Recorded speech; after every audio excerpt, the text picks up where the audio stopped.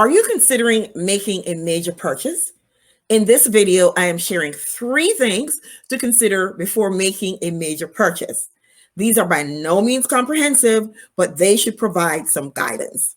Hello and welcome. If this is your first time here, welcome back. If you are returning to Dr. Seb Talks Money, this is a place where we share practical tips, realistic strategies, and workable solutions around personal finance. So here's tip number 1. We should conduct some pre-shopping research when making major purchases.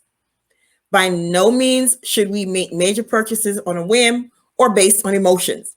You see that nice car in the dealership, you swing by and you start negotiating without having all your ducks in a row. No. We should not do that. We should consider things like, what does it take for me to qualify for the item I want to purchase? These pre-shopping research should include things like ensuring our credit is in order. It may mean waiting a few more months. I remember when I purchased my first home, I had just graduated from college, maybe a year and a half before, and my company transferred me from Mississippi to Augusta, Georgia, and I liked the area. So I said, I want to buy a house. And when they pulled my credit and did all the things they did, I did not consider how much I qualified for. I saw a house, I liked it, and then I went and got the house. So I did not consider all the ramifications around whether or not I could afford it. Thankfully, I could. But if I had done a better job, I would have waited a few more months because being a new graduate, I did not have my credit where it should be. So I would have waited a few more months and I would have gotten a better deal on that house. So doing the pre-shopping research may include ensuring our credit is in order. And if we need to wait a few more months, a few years to properly afford what it is that we want to purchase, there's nothing wrong with that. Which leads me to my second point. We should never allow the salesperson to tell us what we can and cannot afford. The mortgage company or whoever you're going to for your mortgage should not tell you that you can afford a $200,000 house, a $300,000 house. You should have already done the research so that you know what you can afford, what fits in your budget. The question you should ask again is, will this fit in my budget? Then you should also consider the opportunity cost of that purchase.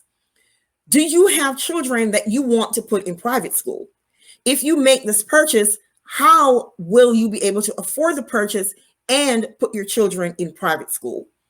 Do you want to wait a few more years, or do you want to buy something a little bit cheaper so you can afford to fit into your budget the cost of private school? Those are the opportunity costs, some of the opportunity costs that we should consider. And we should know the associated costs of what it is that we're purchasing. For example, if we're purchasing a house, it's not just the principal and interest. There is maintenance, there's homeowners insurance, there's repairs, there's property taxes, probably homeowners association fees. And if we haven't put 20% down, there is even private mortgage insurance. So those are some of the things that we should consider that I never considered when I bought my first house that I should have considered. So when we consider these things, we are coming into the purchase from a place of strength. A salesperson will not be able to turn our heads because we know we've considered all the costs, we've considered the opportunity costs, and we know exactly what fits into our budget.